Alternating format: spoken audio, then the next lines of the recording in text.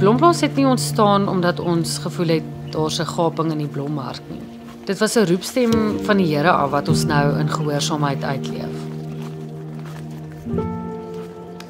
My naam is Alzani Ernst en ek is 'n blommeboer op die platteland.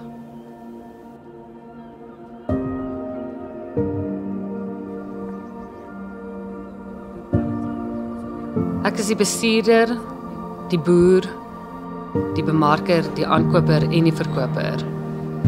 Maar ek is eers 'n ma en die plaas groei soos ons familie groei.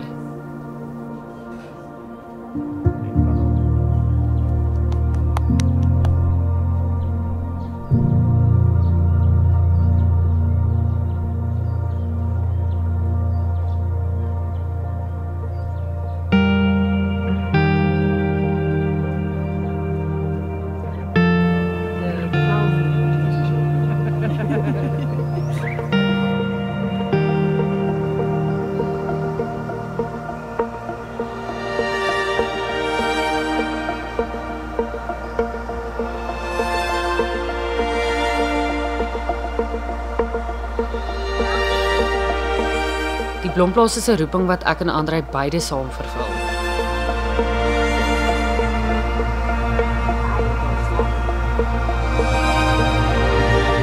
Andre het so 'n spesiale gawe met die grond. Sy naam sou Adam wees, nou is dit ons seun se naam. En as ek so na Andre kyk, kan ek sien as 'n derde generasie boer word die seun oorgedra.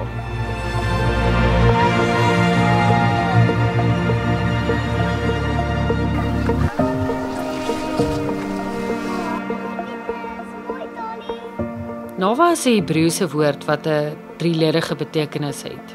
Eerstens beteken dit om mooi te maak, to beautify. Dit beteken ook om in rus te gaan, maar die betekenis wat regtig by my geland het, is om vir die Here 'n woning te skep.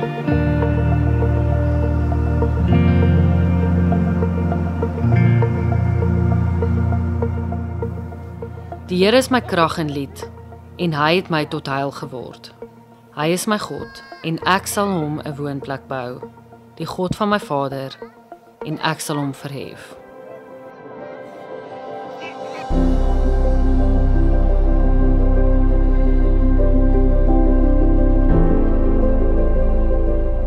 Die blomme verstom my elke dag. Hulle skoonheid eer ons Skepper, en dit is wat ek graag wil deel met ander.